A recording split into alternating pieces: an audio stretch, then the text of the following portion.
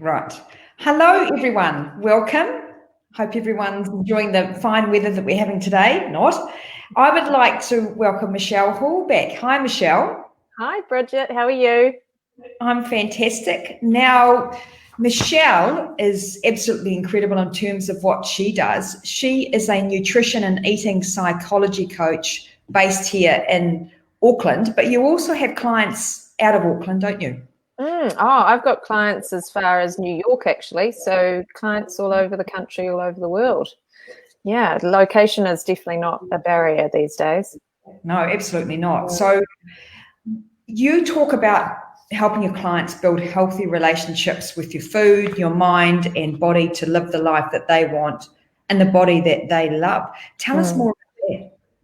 Yeah, so it's interesting. I think what I try to do is really blend the science of nutrition with the psychology of eating, so that people no longer feel that need to diet, to count calories, to cut food groups, that we can get to a point where we can live sustainably at a weight that we're comfortable with, by tapping into our own body wisdom and by learning how to be our own best nutritionist. And so I work with people very much in that nutritional realm combined with that emotional realm and bring it together so that ultimately, yes, they absolutely get the body they want and the life that they love. Yeah. Yeah, it's interesting because I'm working with you at the moment and it's a real challenge. Do a lot of people find it? It's really quite hard to change your ways and actually Yes, absolutely. And I think for a lot of us, we create these habits and these associations with food because it's a safe place for us. So we know that if we eat a certain way, that will keep us safe, whether or not it's actually getting us to where we want to go. More often than not, I say to my clients, well, you've been eating this way for a long time and you haven't got where you've wanted to go. How do you feel about changing that? And it's fear. It's absolute fear that, this is taking you out of your safety net and getting you to try something that's completely different and completely new. So I understand that fear and that challenge around that uncertainty of what's going to happen. Will this work? But you've got to trust you as the coach, trust the process and trust yourself. Yep, that's right. Yeah. And fantastic. Now, we are going to be talking about kids today. We're going to be talking about kids and their eating. Yes. It's a really interesting area. Do children have issues with their eating when their parents are going through divorce and separation? Yeah, so for children going through this, it's obviously very emotional in a myriad of ways. And when parents divorce or separate, that family puzzle is kind of thrown up into the air and pieces are flying everywhere. And it's difficult to make sense of where they're all for. And, that old picture of the family for children has changed. And that creates a lot of confusion often for them, upset emotions that they may not have previously felt. And, their world can change overnight. And for teenagers, combine that with the fact that their teenage brain is still undergoing, major changes required for them to have abstract reasoning and understanding. So they're often quite confused by the world. And so they feel out of control a lot of the time. They can't control all of this change, possibly conflict, anxiety that's going on around them. They don't know how to process it. They haven't got the emotional IQ to process it yet. And so they look to the one thing they can control, which is generally food. Because I think a lot of children, think a lot of the time, quite a few do, that it's their fault that their parents' relationship has ended. Yes, yes, they do. And what's really interesting with that is that they then often use food as a means to bring their parents together. So, if they create an issue around food, then often they think that's a way for their parents to come back together again because they need a united front to be able to support them. Interesting, right. Which can be really, really interesting because, again, food is that one thing in your life. You think about everything that goes on in your life. There's a lot of things that we can't control as adults as well and children. But food is that one constant that we have the choice as to what we eat, how much we eat, when we eat or don't eat, as the case may be. Yeah. So what sort of eating issues do you see in children? Overeating, undereating? Yeah, so it can go either way. So some use it for comfort. Some, develop quite serious disordered eating challenges. So they binge eat, they overeat, they compulsive eat, emotionally eat. Food can often be their life raft that they hold on to for survival. It's what they turn to when they can't control a situation at home or their response to that emotion. And they aren't equipped to process all of those feelings. So food is really that symbolic substitute for comfort. It's the simplest way to make themselves feel better. And it can often take that pain away for a short time. Or they go the other way and they really start to restrict, which can end up in anorexia and bulimia. And, when things around them are so far out of their control, they feel like if they can control their food intake and restrict what they eat, they have some power back. So, and I have seen kids use an eating disorder, in a bit, as I said, to get their parents back together. If there's an issue that needs both parents to come together to help the child navigate it, then potentially in the child's head, that's an opportunity to fix the relationship. I get why they do it. It makes sense from a child's perspective. Yeah. Okay. So, obviously this ends up giving parents more anxiety and stress and conflict with already a very stressful situation that they find themselves in. So how do they combat this?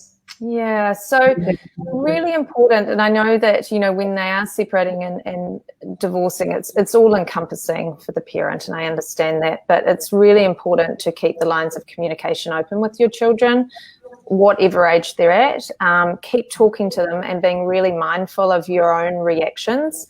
For often the children see it as their fault, so making sure they are communicated that it's not their fault that they are separating. This is between the mum and the dad. You still love them regardless of that outcome, and really being mindful of that language you use around them towards your partner or your ex-partner. Because ultimately they take a lot of that stress on, and which impacts their mood and ultimately can affect the way they use food to cope. Yeah. So I'd say that would be one. I think pay attention to your children's behaviour, particularly around food, their body, their peers, their schoolwork and their sleep.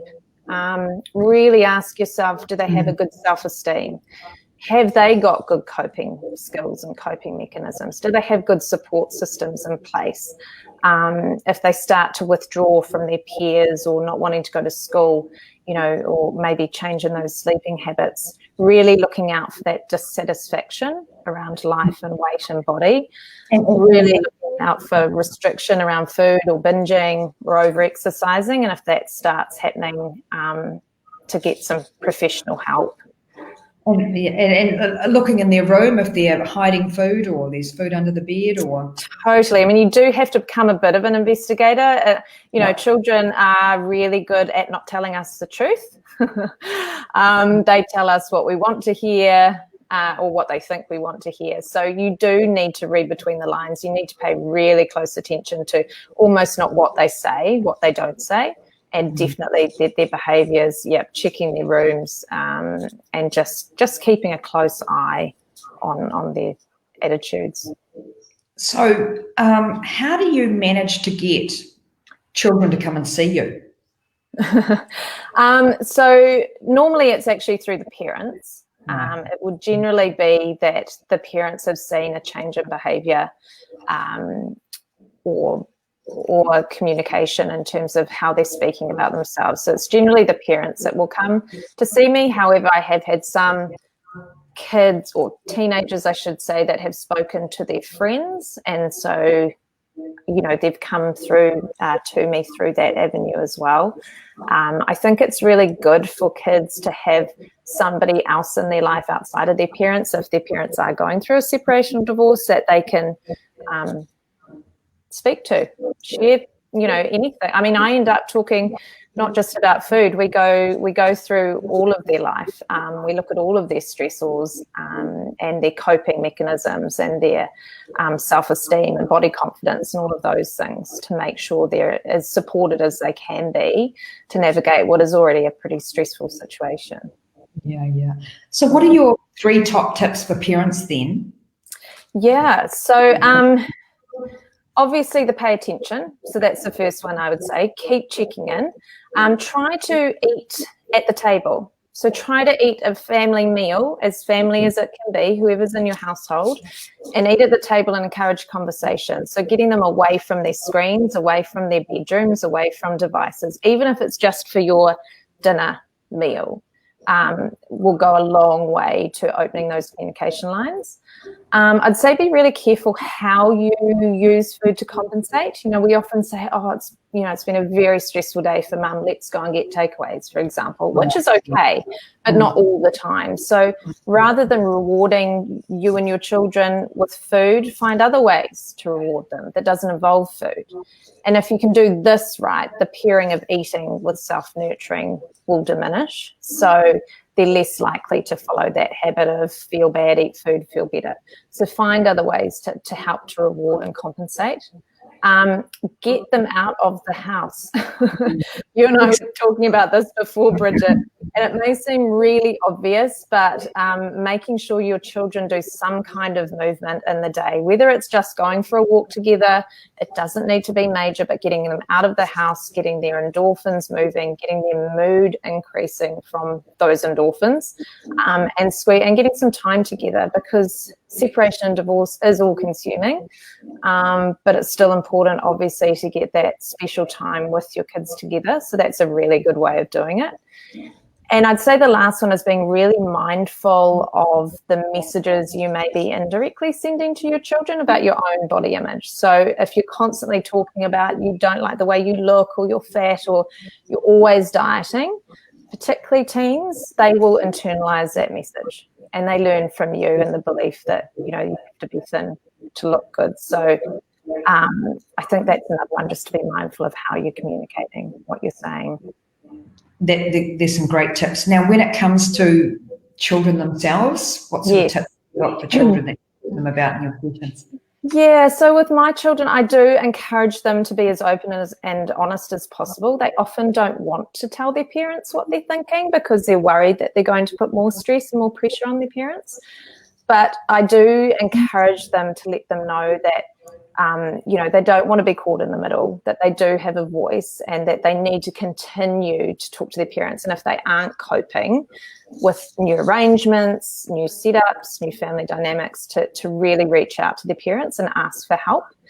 Nutritionally, most of them will skip breakfast, often not eat throughout the day, and then start eating late in the afternoon through to the evening. So my number one tip for my kids is eat regular meals. We normally aim to start getting breakfast in first, and then we incorporate lunch and we're going on. But really eat regular meals, regular snacks, no meal skipping.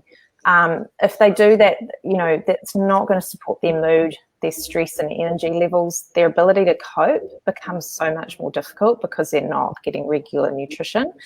So I really encourage them to eat regularly and prioritizing their meals. And I think the third thing for them is helping them understand that if they are feeling upset or stressed or anxious or sad or any form of emotion, looking at how do we fill ourselves up in a way that doesn't involve food. So I talk to them about what are all the things that you love to do that make you feel good that don't need to fill you up with food. So, for some of them, it's calling a friend or getting outside or walking the dog, or there's so many different things, and kids are amazing. They come up with the most amazing things. And so really teaching them how to look for other forms of enjoyment to be able to fill themselves up or even calm themselves down. Those are probably the three top ones. Yeah. Great, fantastic. Well, how can people find you? So you can go to my website, which is www.sagewellness.co.nz, or you can email me, michelle@sagewellness.co.nz. Either way. Yeah, so Michelle would be happy to answer any of your questions or have a quick phone conversation. Sure. Yeah, no, I have a free 15-minute consult, so I'm happy to have a chat with anybody who just wants to sound it out a bit more or ask any questions. Absolutely.